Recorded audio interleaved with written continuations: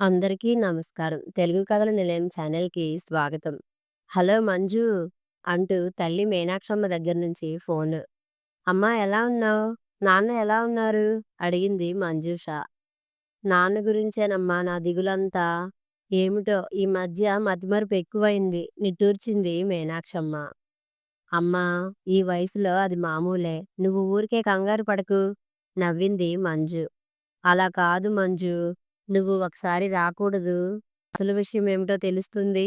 కాస్త సీరియస్‌గా మాట్లాడుతున్న తల్లి మాటలు తోసిపుచ్చేవిగా అనిపించలేదు. అలాగే వస్తానులే. నువ్వు కంగారు పడి అన్నయ్య, వదినలను కంగారు పెట్టకు అని సముదాయించింది తల్లిని.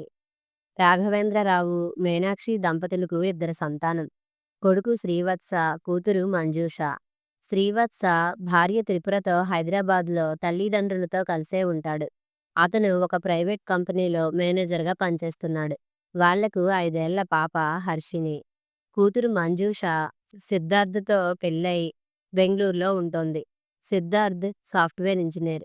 రాఘవేంద్రరావు ప్రభుత్వ రంగ సంస్థలో పనిచేసి 2 ఏళ్ల క్రితం రిటైర్ అయ్యాడు. మంజూష ట్రైన్‌లో హైదరాబాద్‌కు బయలుదేరింది. నాన్నకి ఏమైంది? పోయినసారి తను హైదరాబాద్ వెళ్ళినప్పుడు బాగానే ఉన్నారే? మంజూష ఆలోచించసాగింది. 6 నెలల క్రితం అమ్మాయ్ కళ్ళజోడు ఎక్కడ పెట్టాను అంటూ ఒకటే వెతుకుతున్నాడు రాఘవేంద్రరావు. ఇదిగో ఇక్కడే టీపాయ్ మీద ఉంది చూడండి నాన్నా అని తీసి ఇచ్చింది మంజు. మీ నాన్నకు మతిమరుపు ఎక్కువైందే మంజు అంది మీనాక్షి. మీ అమ్మకు మాత్రం మతిమరుపు లేదనుకున్నావా? దువ్వెన ఎక్కడ పెట్టాను, పట్టకార ఎక్కడ పెట్టాను అంటూ వెతుకుతూ ఉంటుంది. ఒక్కొక్కసారి వంటింట్లోంచి ఫ్రిడ్జ్ దగ్గరికి వచ్చి, అవును నేను దేనికోసం వచ్చాను అని మమ్మల్ని అడుగుతుంది తెలుసా అని తండ్రి అంటుంటే అందరూ పగలబడి నవ్వేవారు. మీనాక్షమ్మ మాత్రం మూతి ముడుచుకుని వంటింట్లోకి వెళ్ళిపోయేది. ఇవన్నీ తలుపుకి వచ్చి చిన్నగా నవ్వుకుంది మంజు. మంజూష రాకకు అందరూ సంతోషపడ్డారు. తల్లి చెప్పినంత సీరియస్‌గా ఏమీ అనిపించలేదు తండ్రిని చూస్తే. ఆ మాటే అంది తల్లితో. నీకే తెలుస్తుందిగా అన్న మీనాక్షమ్మ మాటల్లో ఏదో తెలియని బాధ కనబడింది మంజుకి. సాయంత్రం త్రిపుర టీ తెచ్చి అందరికీ ఇచ్చింది. అందరూ కబుర్లు చెప్పుకుంటూ టీ తాగారు. ఆఫీస్ నుంచి వచ్చిన శ్రీవత్సకు టీ ఇవ్వడానికి లోపలికి వెళ్ళింది త్రిపుర. ఇదిగో మీనాక్షి నాకు టీ ఇవ్వలేదేం? రాఘవేంద్రరావు భార్యను అడుగుతున్నాడు. అదేంటి నాన్నా ఇప్పుడే తాగావుగా? ఇదిగో నువ్వు తాగేసిన గ్లాసు అంటూ ఖాళీ గ్లాసు చూపించింది మంజు. నేనెక్కడ తాగాను? నాకసలివ్వందే.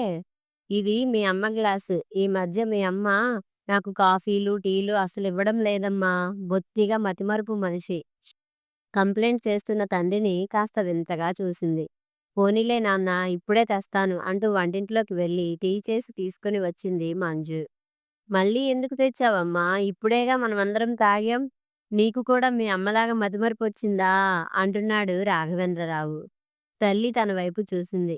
చూశావా ఇది పరిస్థితి అన్నట్టు. ఒకరోజు ఆఫీస్‌కు టైం అయింది అంటూ భోజనం చేసి ఆఫీస్‌కు వెళ్ళాడు. ఈ విషయం ఎవరూ గమనించలేదు. ఆఫీసు నుంచి ఫోన్ వచ్చింది. రాఘవేంద్రరావు ఆఫీస్‌కు వచ్చాడని. ఇది సీరియస్‌గా తీసుకోవాల్సిన విషయమే అనిపించి తండ్రిని డాక్టర్ దగ్గరికి తీసుకెళ్లారు. ఈ వయసులో వచ్చే డిమెన్షియా కానీ, అల్జీమర్స్ కానీ అయ్యుండొచ్చు అన్నాడాయన.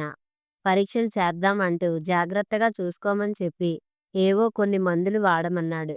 మీనాక్షమ్మ ఒకటే ఏడుపు. ఎలానే మంజు, ఇక మీ నాన్నగారు మామూలు మనిషి అవరా అంటూ మంజుని పట్టుకొని ఏడ్చేసింది. అమ్మా ఇదేమంత భయపడాల్సిన జబ్బు కాదు. వయసుతో పాటు వస్తుందంతే. మనం జాగ్రత్తగా చూసుకుంటే అదే తగ్గిపోతుంది అని ధైర్యం చెప్పింది. ఒక వారం రోజులు ఉండి ఊరికి బయలుదేరింది మంజు. మీనాక్షమ్మ కళ్ళల్లో ఆగకుండా వచ్చే కన్నీళ్లను తుడిచి, అమ్మా నేను మళ్ళీ వస్తాను ధైర్యంగా ఉండు అని చెప్పి వెళ్ళిపోయింది. రోజూ తల్లి ఫోన్ చేసి తండ్రి విషయాలు చెప్పేది. ఒకరోజు శ్రీవత్స నుంచి ఫోను. మీనాక్షమ్మ బాత్రూంలో జారి పడిందని, తలకు గాయం అయిందని, కాస్త సీరియస్‌గా ఉందని చెప్పాడు. హుటాహుటిన హైదరాబాద్‌కు బయలుదేరింది. హాస్పిటల్లో తల్లిని చూసి దుఃఖం ఆగలేదు. అప్పుడే కళ్ళు తెరచిన మీనాక్షమ్మ మంజు చేతులు పట్టుకొని, నా దిగులంతా మీ నాన్న గురించేనమ్మా. నేను పోతే ఆయనను ఎవరు చూసుకుంటారు? పాపం మీ వదినకు అటు పాప పని, ఇటు ఇంటి పని వీటితోనే సరిపోతుంది అంటూ కళ్ళనీళ్లు పెట్టుకుంది. మంజుకు కూడా కళ్ళనీళ్లు ఉబికి ఉబికి వస్తున్నాయి. అమ్మా, ఈ పిచ్చి మాటలేంటి? నీకు బాగైపోతుందని డాక్టర్ చెప్పాడు. నువ్వు ఇంటికి వస్తావు. నాన్నను నువ్వే చూసుకుందువు గాని ఊరికే దిగులు పెట్టుకోకు అని ధైర్యం చెప్పింది కానీ, తల్లికి నిజంగా బాగవుతుందా అని ఏదో అనుమానం. ఇంటికి వచ్చి తండ్రి కోసం వెతికింది. ఆయన తన గదిలో ఒక మూల ముడుచుకుని కూర్చున్నాడు. "అమ్మ ఎక్కడ మంజూ?" అని చిన్న పిల్లాడిలా అడిగిన ఆయనను చూసి దుఃఖం పొంగుకొచ్చింది మంజుకి. ఆ రోజు రాత్రే మీనాక్షమ్మ చనిపోయింది. మంజు తండ్రిని వదలడం లేదు. ఆవిడ శరీరం అక్కడ ఉండగానే, "మంజు, అమ్మను కాఫీ తెమ్మని చెప్పమ్మా, ఎంతసేపలా పడుకుంటుంది" అంటుంటే అందరి కళ్ళలోనూ నీళ్లు. కర్మకాండలన్నీ ముగిసిపోయాయి. వచ్చిన చుట్టాలంతా వెళ్ళిపోయారు. శ్రీవత్స చెల్లెలి చేతులు పట్టుకొని, "మంజు, ఇంకో 10 రోజులు ఉండకూడదూ? నాన్న కాస్త కోలుకుంటారు" అని అడిగాడు. "అలాగే" అంది మంజు. మీనాక్షమ్మ పోవడంతో రాఘవేంద్రరావు ఆరోగ్యం ఇంకా దిగజారిపోయింది. ఒకరోజు శ్రీవత్స స్నేహితులు ఇంటికి వచ్చారు. వాళ్ళని తన స్నేహితులుగా భావించి, "ఒరేయ్ సూర్యారావు, టైం అయింది కాలేజీకి, వెళ్దాం పద" అన్నట్టు, "నీ ఇంగ్లీష్ నోట్స్ ఒకసారి ఇవ్వరా, నేను రాసుకోవాలి" అంటూ రాఘవేంద్రరావు వాళ్ళ పక్కన కూర్చొని నవ్వుతూ మాట్లాడుతున్నాడు. ఆయనను లోపలికి తీసుకురావడానికి తల ప్రాణం తోకకు వచ్చినట్లయింది. ఇంకొక రోజు ఎవరో తెలిసిన వాళ్ళు వస్తే, "మా అమ్మాయికి ఒక మంచి సంబంధం ఉంటే చెప్పండి" అని వాళ్ళ దగ్గర కూర్చొని తమ వివరాలన్నీ చెప్తున్నాడు. మరొక రోజు బట్టలన్నీ సంచిలో పెట్టుకొని, "మా అమ్మ వాళ్ళ ఊరికి వెళ్ళాలి. వాళ్ళని చూసి చాలా రోజులైంది. ఎన్ని రోజులు ఈ హాస్టల్లో ఉండటం" అని బయటికి నడుస్తుంటే సర్ది చెప్పి లోపలికి తీసుకుని వచ్చారు. 10 రోజులయ్యాక మంజు ఊరికి వచ్చేసింది. మంజు ఎప్పుడో అప్లై చేసిన ఉద్యోగం రావడంతో వెంటనే జాయిన్ అయింది. రోజు అన్నకు ఫోన్ చేసేది. "బాగానే ఉంది" అని పొడిగా సమాధానం ఇచ్చేవాడు శ్రీవత్స. తను మళ్ళీ వెళ్ళలేదని అన్నయ్యకు కోపం వచ్చినట్టుంది అనుకుంది మంజు. 3 నెలల తర్వాత తండ్రిని చూడటానికి వెళ్ళింది. శ్రీవత్స, త్రిపురలు హఠాత్తుగా వచ్చిన మంజుని చూసి కాస్త కంగారు పడ్డారు. "నాన్న ఎక్కడా?" అంటూ ఇల్లంతా వెతికింది. వాళ్ళు ఏమీ సమాధానం చెప్పకపోయేసరికి నిలదీసి అడిగింది. "మీ నాన్నను భరించలేకపోయాం. అందుకే పిచ్చాసుపత్రిలో చేర్చాం. ఏం చేస్తాం? 24 గంటలు ఆయనకు కాపలా ఎవరు ఉంటారు? ఏ రోజు ఎక్కడికి వెళ్ళిపోతాడో తెలీదు. ఆయనకి ఏదైనా జరగరానిది జరిగితే అందరూ మమ్మల్నే అంటారు. సమాధానం చెప్పాల్సింది మేమే కదా" అని త్రిపుర గట్టిగా చెప్పింది. అది విని స్థాణువయింది మంజు. పరిగెత్తుకుంటూ పిచ్చాసుపత్రికి వెళ్ళి డాక్టర్ని కలిసింది. తండ్రిని తనతో పంపించమని వేడుకుంది. ఆయనను ఆయనను డిశ్చార్జ్ చేశారు. సన్నగా పూచిక పుల్లలా అయిపోయిన తండ్రిని చూసి నిర్ఘాంతపోయింది. అక్కడి వాళ్ళు చెప్పిన విషయాలు, ఆయన తిండే తినేవాడు కాదట. బాగా ఆకలి వేస్తే ఏదో 2 ముద్దలు తిని, "మా అమ్మ చేసినట్టు లేదు" అంటూ అన్నమంతా వదిలేసేవాడట.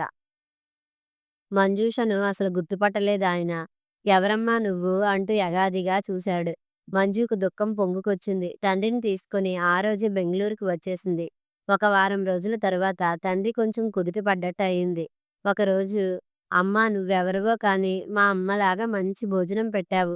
దయచేసి నన్ను మా అమ్మ వాళ్ళ ఊరికి తీసుకెళ్ళవూ" అని రాఘవేంద్రరావు కూతుర్ని బతిమాలాడు. ఏం చెప్పాలో అర్థం కాలేదు మంజుకు. వారం రోజులైనా రాఘవేంద్రరావు తమతోనే ఉండటం చూసి సిద్ధార్థ్ అడిగాడు. "ఇంకా ఎన్ని రోజులు ఉంటాడు మీ నాన్న?" "ఇక శాశ్వతంగా మనతోనే ఉంటారు" సమాధానమిచ్చింది. "అదెలా కుదురుతుంది? ఆయనను చూసుకోవాల్సిన బాధ్యత కొడుకుది కదా. వెంటనే మీ అన్నయ్య ఇంటికి పంపెయ్యి" అన్నాడు. మంజుకు బాగా కోపం వచ్చింది. విసురుగా అంది. "ఆ రోజు మా నాన్న ఆస్తిలో మా అన్నయ్యకు నాకు సమాన వాటాలు వేసినప్పుడు మీరేమన్నారు? మీ నాన్న న్యాయంగా వాటాలేశాడు అనలేదు? ఆస్తిలో సమాన వాటా తీసుకున్నప్పుడు ఆయనను చూసుకునే విషయంలో కూడా సమానంగానే ఉండాలి.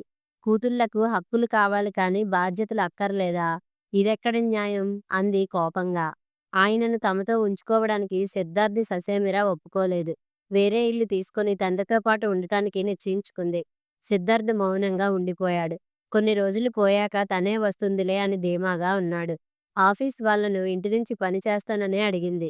వాళ్ళు సానుభూతితో ఒప్పుకున్నారు. తండ్రిని చూసుకోవడానికి పనిమనిషి సాయంతో ఒక కుర్రాడిని కుదుర్చుకుంది. కొన్ని రోజులకు రాఘవేంద్రరావుకు ఏమనిపించిందో, "నువ్వు మా అమ్మవే కదూ" అని అడిగాడు. మంజులో తన తల్లి పోలికలు కనిపించాయేమో. మంజును తన తల్లి అనే అనుకున్నాడు. ఇంకేమనాలో తెలియక అవునన్నట్టు తలూపింది. అంతే, ఆ రోజు నుంచి ఆ నాన్నకు తల్లిలా మారిపోయింది. మరో నెల తర్వాత సిద్ధార్థ్ నుంచి ఫోన్. ఇప్పటికైనా ఇంటికి రమ్మని, తండ్రిని వదిలిపెట్టి వచ్చే ప్రసక్తి లేదని ఖండితంగా చెప్పేసింది. ఇదంతా తెలిసిన సిద్ధార్థ్ తల్లిదండ్రులు విషయం ఏమిటో కనుక్కుందామని హుటాహుటిన వచ్చారు. కొడుకు ద్వారా విషయం విని వెంటనే కోడలి దగ్గరికి వచ్చారు. వెంటనే ఇంటికి పదమన్నారు. మంజు అంది. అత్తయ్య, మీరు నాలాగా ఒక ఇంటి ఆడపడుచే కదా. ఇన్ని రోజులు నాన్నని తన దగ్గరే ఉంచుకున్నాడు మా అన్నయ్య. ఇప్పుడు వీలు కాదంటున్నాడు. మా నాన్న రుణం తీర్చుకునే బాధ్యత నాకు లేదా? అలా అని అత్తింటి బాధ్యతలు నిర్లక్ష్యం చేయను. ఆ బాధ్యతలు కూడా ఇదివరకు లాగానే నేను సంతోషంగా స్వీకరిస్తాను. మీ అమ్మాయి పెళ్ళికి డబ్బు కావాలంటే నాకు మా పుట్టింటి వాళ్ళిచ్చిన డబ్బు మీకు ఇచ్చాను కదా. మీరు అభ్యంతర పెడితే నా డబ్బు మీది కాదా అనలేదా? మీ మోకాలకు ఇక్కడే ఆపరేషన్ చేయించి 6 నెలలు నేను జాగ్రత్తగా చూసుకోలేదా? ఇప్పుడు మా నాన్న విషయంలో మీకు అభ్యంతరం ఉందంటే నాకు ఆశ్చర్యంగా ఉంది అంది ఆవేదనగా. ఆవిడకి కూడా తన పూర్వపు రోజులు గుర్తుకొచ్చాయి. అవును, తన తండ్రి పోయిన కొత్తలో తల్లిని ఇంటికి తీసుకుని వచ్చింది. అప్పుడు అత్తమామలు తీవ్రంగా వ్యతిరేకించారు. భర్తను బతిమాలింది. 1, 2 నెలలు తల్లి తమ దగ్గరే ఉంటుందని, దుఃఖం నుంచి కాస్త కోలుకున్నాక పంపించేస్తానని. ఆయన ససేమిరా వీలు కాదన్నారు. అప్పుడు తను ఎంత ఆవేదన చెందింది. ఎన్నో రాత్రిళ్ళు దిండులో ముఖం దాచుకుని వెక్కి వెక్కి ఏడ్చింది. తనతో అంత చాకిరీ చేయించుకొని, తన మాటకు కాస్త కూడా విలువ ఇవ్వని వాళ్ళంటే తనకెంత అసహ్యం వేసింది. అదంతా తలుచుకొని, నాకు తెలుసమ్మా నువ్వు పడే వేదన. నేను ఆడదాన్నే. నేను ఎంత దుఃఖం అనుభవించానో ఆ దేవుడికే తెలుసు. నీకు నేనున్నాను. మీ నాన్నను జాగ్రత్తగా చూసుకో. నా కొడుకు, నా భర్త కాదంటే నేను నీకు అండగా ఉంటాను అంది కోడల్ని ఊరడిస్తూ. ఇదంతా చూస్తున్న మామగారు కూడా పశ్చాత్తాపంతో కొడుకుని ఒప్పించాడు. ఇప్పుడు అందరూ కలిసే ఉంటున్నారు. ఆ తండ్రిని తల్లిలా చూసుకుంటోంది మంజు. కథ సమాప్తం. మరిన్ని మంచి కథల కోసం మా ఛానల్ని లైక్ చేయండి, షేర్ చేయండి, సబ్స్క్రైబ్ చేసుకోండి.